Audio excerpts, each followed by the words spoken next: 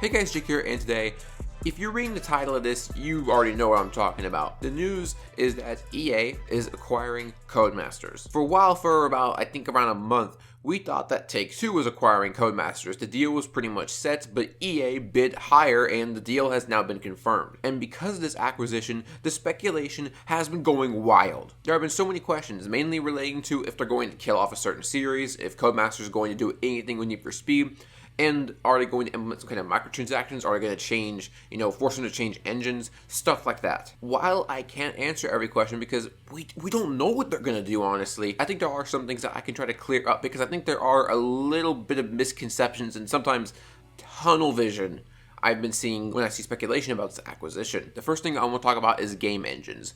A big question I've been seeing people speculate and talk about is if EA is going to force Codemasters to change engines on their games to Frostbite from, Ego Engine and the Evolution Studios engine from Drive Club and stuff like that to what EA wants them to use. And there is, obviously this view that EA forces all the studios under their belt to use Frostbite. When I looked into this, doesn't seem to be the case. When EA Play was being showcased earlier in June this year, Respawn was on the stream talking about Apex Legends and stuff like that.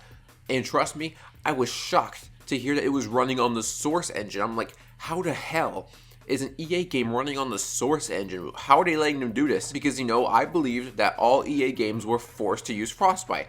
And honestly, I get where the view comes from. Need for Speed used to use the EAGL engine, Chameleon, stuff like that. The EA Sports games had their own engine, EA Ignite. And Frostbite was first made for Battlefield, and then it went over to other games as the engine got more developed. And now, while I can't really confirm this, what seems to be the case is that EA just really wants their studios to use Frostbite, but doesn't force them to use Frostbite. Now, what I've realized is that Respawn actually has some freedom within EA. So their game, obviously very popular Battle Royale, Apex Legends, uses the Source engine. Yes, that's right, Valve's Source engine. And then the very popular Star Wars Jedi Fallen Order from last year actually uses Unreal Engine 4. But those are all titles developed under Respawn. And if everything else uses Frostbite, then Respawn must seem to have some kind of, special permissions and stuff like that. Well, that might not actually be the case. BioWare's Mass Effect Andromeda in 2017 was largely considered a failure, and so was their new kind of loot shooter Destiny type game, Anthem. Now, after Mass Effect Andromeda was released, many articles came out saying,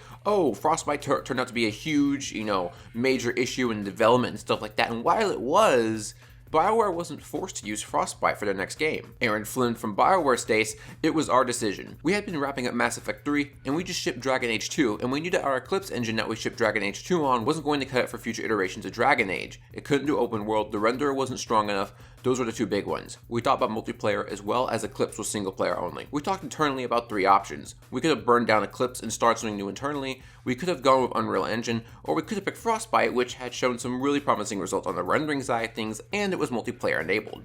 So essentially, their old engine wasn't going to cut it for their later games, and so they kind of thought Frostbite was going to be the easiest thing, especially considering there's a lot of support from, EA heads and other studios. So clearly, they do have freedom to use something else. But there are reasons they chose Frostbite. Now, many fans attribute Frostbite to being buggy or being only built for shooters and stuff like that, and attributing it to many of Need for Speed's problems. But in many ways, we don't know what's really causing a lot of problems with Need for Speed. I feel like some things could be worsened by Frostbite, but I think we're really going to have to see when the next Need for Speed game comes out that's actually built by a different studio, being a new Criterion, and we'll really see how many issues are seemingly caused by the engine. Or once a new developer comes in, maybe they'll go away, who knows. But if BioWare and Respawn already have this freedom not to use Frostbite, then why doesn't, say, Criterion Games switch over to a different engine? Well, they already have a Need for Speed game that's built on Frostbite. They want to use many of the foundations for the next title. Even if the foundations don't look good to the fans, we're just going to have to see how it all turns out. Basically, TLDR, they don't want to start over, so that's why they don't switch over, even if they seemingly can. And if the studios are given freedom, Codemasters already has their own engines under their belt. I don't think EA is going to force them to start over on Frostbite, and if they have the choice to use an engine, I think they're going to use the engine that they already have. Now, if they restart or reboot a franchise and completely rebuild something, maybe they could use Frostbite, but that's still not a 100% confirmation. And speaking of Codemasters having so many franchises, engines, and things under their belt, them combining with EA that already has franchises like Need for Speed, Real Racing, and Burnout, which is unfortunately dead, is there going to be so many franchises that are just racing games under one belt that they're going to cannibalize one another. I've seen speculation of this online. And, I mean, you could already make the case in point that Codemasters has so many franchises already that you could probably say maybe Grid and Project Cars could probably cannibalize one another, and I think that's very true. And I think at least one franchise is probably not going to reappear under the EA belt, or something else is going to happen. You see, I think the main problem with cannibalization at, Codemasters and, well, now EA, is that Grid and Project Cars have become nearly the same thing. Project Cars 3, in my opinion, is just a better Grid 2019. It doesn't really look like Grid. It looks more like a Project Cars game in terms of its, its visuals, menu style, etc. But in terms of gameplay and the way the game is structured, it's very much like Grid. And it handles better than Grid 2019, in my opinion. But I think if Project Cars or Grid want to keep going, one of them is going to have to change. Project Cars, I think, is going to have to become a sim again for Grid to, stay becoming a thing. Because stay becoming a thing. Oh yeah, don't you say? Because I think if EA is going to pick a franchise, a track racing, arcade track racing game to keep, I think they're going to keep Project Cars because I think it has more of a known name right now. As for stuff like Dirt Rally, and F1, F1 is probably one of the biggest reasons EA wanted this acquisition. Now, if F1 is going to become, a yearly sports game, I mean, actually, it already is a yearly sports game. But if it's going to come in line with the FIFAs and the Maddens, if it's going to become part of that series, we don't know. That's going to be that's entirely up to speculation right there. I can't make any good guesses on that. As for Dirt and Dirt Rally could, become what the WRC game is going to be, or maybe be like Dirt WRC, or just the official WRC game. I don't know what that's going to turn into, but it's going to be a while till Codemasters has that license. As for the regular Dirt series, I don't know where Dirt's going to go. We're already on the 5th one, and I don't really think the game was that great, but it got very positive reviews. But I don't really know where the series can go, but I don't think EA will necessarily kill it either. But there's no really confident guess I can make on this one. And then, as we have to talk about franchises, the biggest piece of speculation, obviously, is going to be if Codemasters will do anything with the Need for Speed franchise. Now, I just watched my friend Core's video on what he thinks of the acquisition, and he put up a ton of theories talking about, are they going to go back to back with Criterion? Is EA going to give the Need for Speed title to Codemasters and all that stuff? And what I've been seeing in this speculation is this idea that Codemasters is going to be all about Need for Speed, completely forgetting all the franchises they have already. Codemasters isn't going to drop 4 or 5 very well-known franchises to work on Need for Speed. Now, I think they could very well assist in Need for Speed, and maybe if Grid dies, some of the developers can go over and assist Need for Speed.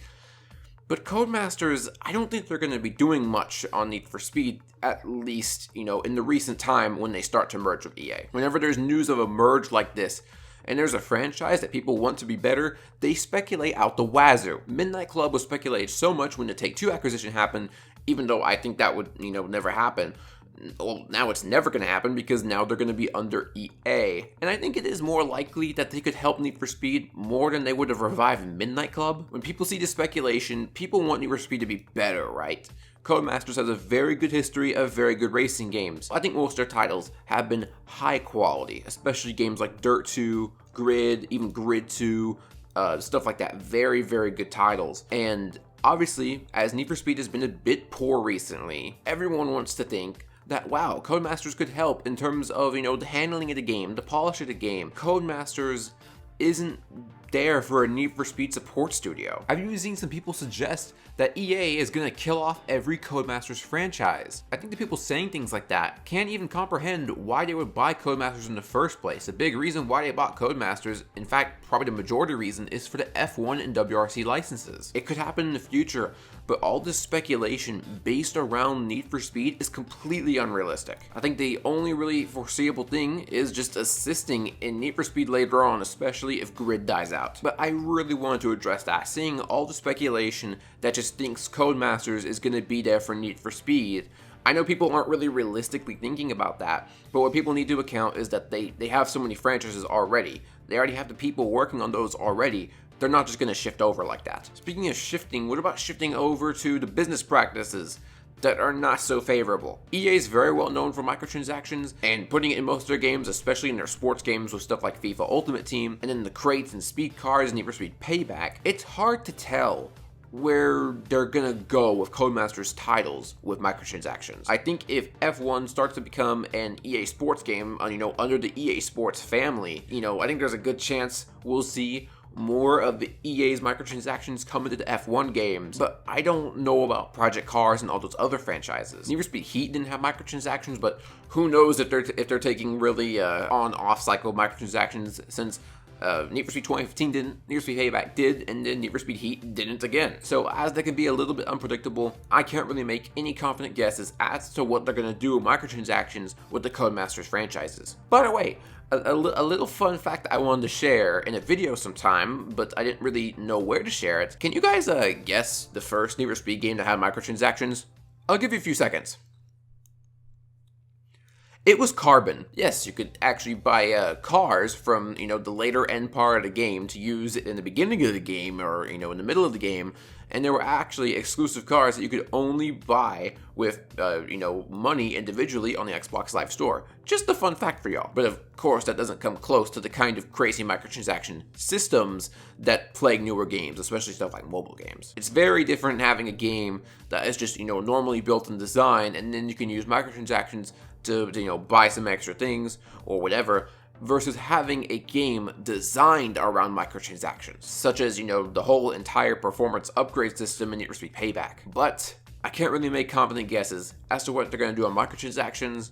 I can't really make much of a guess as if they're going to kill Grid or Project Cars or something like that. I don't know where Dirt's going to go. And I really don't think their studios are going to be forced to use Frostbite, at least anytime soon, or probably never. They can still use Frostbite, I just don't think they're going to be forced to. And I don't really think they're going to be doing anything with Need for Speed for a while, and people need to know that Codemasters is not just coming for Need for Speed, and that speculation has so much tunnel vision in it, it's kind of funny. I don't want to entirely rule out the possibility, and I think Codemasters, could help make Need for Speed better, but I think it could really just happen if Grid dies down, the people that work on that go to support Need for Speed. But I did want to talk about, the whole speculation around all this EA Codemasters stuff, especially the Need for Speed and the engine stuff, and anything to do with Need for Speed and EA and engines seems to have so much misconception behind it that I want to try to clarify as much as I can. Anyways, I'm curious what you guys think about the acquisition in the comments. Speculate about whatever, really. Let me know what you think of, some of my viewpoints on some of this stuff. Let me know where I'm right, where I'm wrong, wherever, really. I hope you guys enjoyed this video, and I'll see you guys later.